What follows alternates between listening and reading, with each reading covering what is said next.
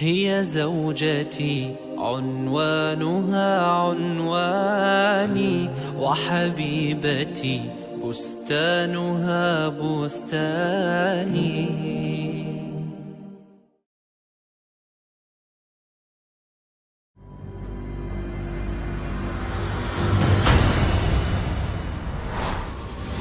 45% to 50% of marriages in the United States end with divorce, while the percent of divorce in Europe is about 35%. What are the reasons for divorce? Maybe the difference in opinions, the lack of psychological and emotional harmony, the harsh treatment from one side to the other. Many men lack the art of dealing with their ladies.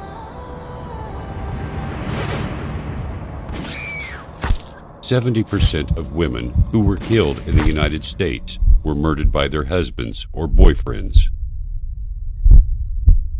Before the messenger Muhammad, peace be upon him, was sent, the woman, the wife, was not really that much appreciated in different societies.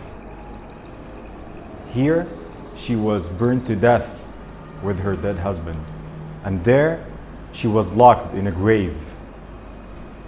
Even in the Arabic tribes where the messenger was sent, she was just inherited like any of his belongings. This is the society back then. This is how people used to think when the messenger Muhammad, peace be upon him, was sent.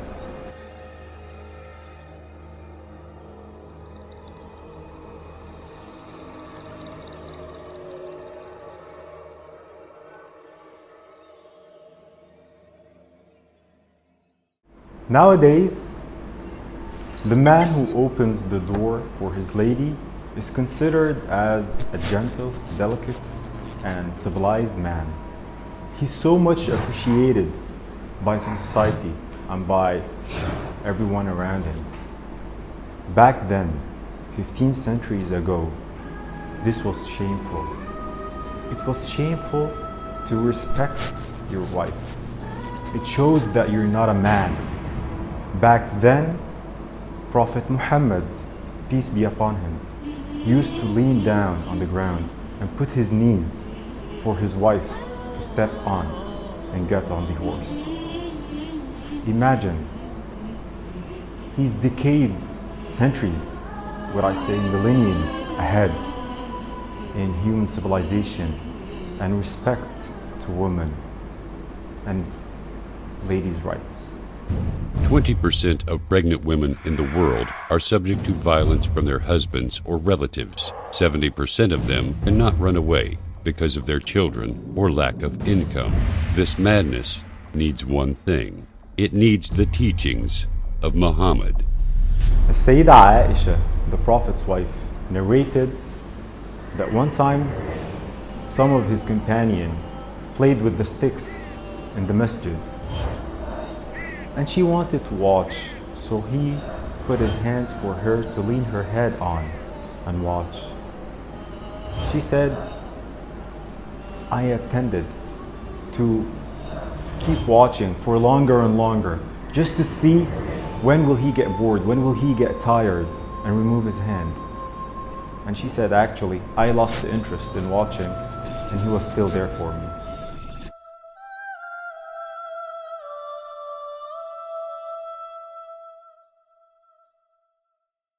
Once there was a serious and critical situation where the companion of the Prophet, peace be upon him, literally did not obey him.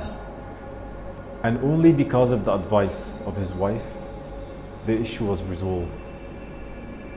So the Prophet, peace be upon him, was not just nice and gentle with his wife, he also respected her as an equal person.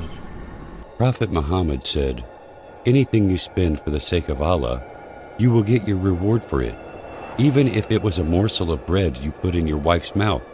Prophet Muhammad, peace be upon him, said, in this world, woman and perfume have been made dear to me, and the dearest among all.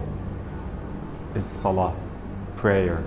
And his wife said that he never hit a woman with his hands. Prophet Muhammad, peace be upon him, said, act kindly towards women, and the Quran says, and live with them in kindness. For the Prophet Muhammad, peace be upon him, being a women's rights activist and defending the women's rights back then, this was not an addition to his message. This was something that actually made a lot of resistance between the Arabs back then. A lot of the Arabs refused to join this new message, this new religion, because it simply equals between the man and the woman. So although this slowed the spread of his message, although this, he still insisted on being himself, on delivering the full message from Allah. He still gave the women their rights because it's simply their rights in Islam. Even after Islam, when Umar ibn al-Khattab, a very respected companion of the Prophet, peace be upon him, he got angry on his wife because she answered him back. And he blamed her for answering him back. And she said, what's the problem? Even the wife of the Prophet, peace be upon him, answers him back. Why don't you accept? And this is how the whole society was tuned to respect the woman. The Quran addresses men about women and says, and do not make difficulties for them in order to take back part of what you gave them. And the Prophet says, you are obliged to support and provide them, your wives, with clothing kindly. The Prophet also says, of the dinar you spend in Allah's path, or to set a slave free, or as charity to the needy, or to support your family, the one yielding the greatest reward is that which you spent on your family.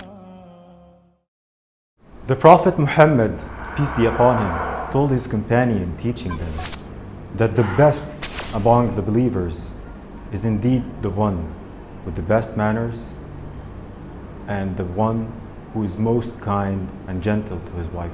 If you saw the Prophet in his home and then compared this to our homes in the 21st century in terms of treatment, interaction, you'll find a big difference. The Prophet, peace be upon him, used to fix his sandals, used to sew his cloth, and used to help his wife in the normal and daily home activities.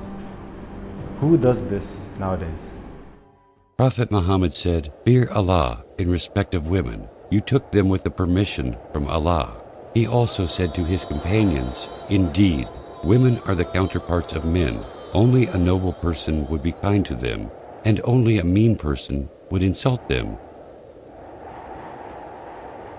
Let's imagine a man, a leader, with his army, and then he would ask this army to go ahead and would take his wife and ask her to race, and actually she will win.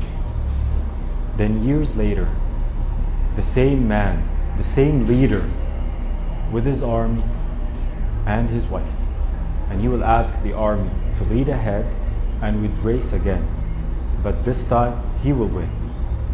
And then he will tease her, laughing and saying, now we're even. This is the Prophet, peace be upon him, with his wife. And back home, in privacy, he would praise his wife. He would pamper her and spoil her, call her with the beloved nickname, and he would tell her how much she's pretty and her beautiful features. This is the Prophet, peace be upon him. Prophet Muhammad said, the best of you are those who behave best to their wives. One of the best orders given by Prophet Muhammad, peace be upon him, was to one of his companions. And this is not to enter the house at night, coming back from a long trip, without letting your wife know. This is just to give her a chance to take care of herself, comb her hair, and to see her in a way she wants to be seen in. And during the day, Prophet Muhammad, peace be upon him, would never enter the house before knocking the door and letting his wife know that he's entering. And the first thing he would do was to use the siwak, which is basically to brush his teeth. He wants always to be smelled properly and nice for his wife. When the Prophet was asked, "Whom do you love the most?" he said, "Aisha." The one who asked him said, "I am asking you about men." The Prophet said, "Her father." This is how Prophet Muhammad saw his wife. He saw her as the most beloved person to him, and her family was the most beloved family to him. While other beliefs believe that the woman during her monthly period is defiled and impure, and that she also impures anything that she touches, and they used to build a tent outside of the main tent for her to live in during those few days. At that time, the Prophet, peace be upon him, used to check where did his wife drink and just take the sip from the same place she did. Where did she eat? And he will follow her lips and eat from the same place. He would comb her hair. He would make her feel that she is more beloved and wanted at this critical and sensitive part of the month for her. When the Prophet Muhammad was asked about the right of the wife, he said, "Feed her when you get food, give her clothes to wear when you wear clothes, refrain from abusing her, and do not separate from your wife, except within the house." Among all the teachings of the Prophet Muhammad, peace be upon him, before dying, he chose to stress on two things. One is the prayer, the main thing in Islam, and the other was the wife, the woman. He said, act to them kindly. These are the two main things Prophet Muhammad, peace be upon him, chose to stress on before dying. استوصوا بالنساء خيرا. هي زوجتي عنوانها عنواني وحبيبتي بستانها بستاني ورفيقة العمر الذي أيامه في بيتها أزكى من الريحان هي أم أبنائي وروضة مهجتي وشريكتي في الفرح والأحزان هي من إذا مل الفؤاد رأيتها زهرا جديدا يانع الألوان